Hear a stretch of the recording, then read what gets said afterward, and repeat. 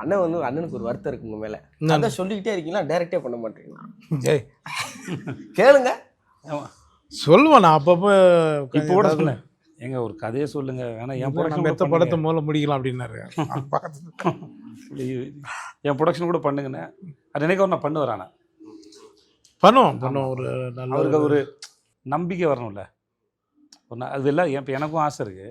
ஆனால் என்ன ஏதோ தயக்கிறோம்ல.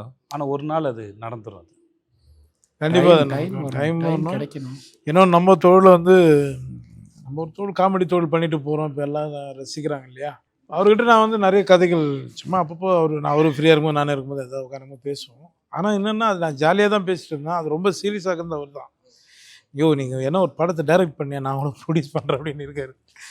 அது லைஃப்பில் நடக்கட்டும் சார். அது என்னைக்கா அது எப்பவுமே அது கட்டாயப்படுத்தக்கூடாது. ஆனால் அது என்னைக்கா ஒரு நடக்கும். என்ன கேட்டால் அவர் இப்போ இந்த படத்தில் பண்ண வேலை இல்லை, ஏஸில் பண்ண வேலையாக இருந்தால் இன்றைக்கி காமெடியன்னு சொல்லிக்கிறதுக்கு இன்றைக்கி நிறைய பேர் இல்லை. யோகிபாவோட தேவை வந்து ரொம்ப முக்கியம் இண்டஸ்ட்ரிக்கு. நான் அதையும் மனசில் வச்சு தான் சொல்கிறேன். என்றைக்காக ஒரு நடக்கட்டும். ஆனால் இன்றைக்கி இவரோட தேவை ரொம்ப முக்கியம்.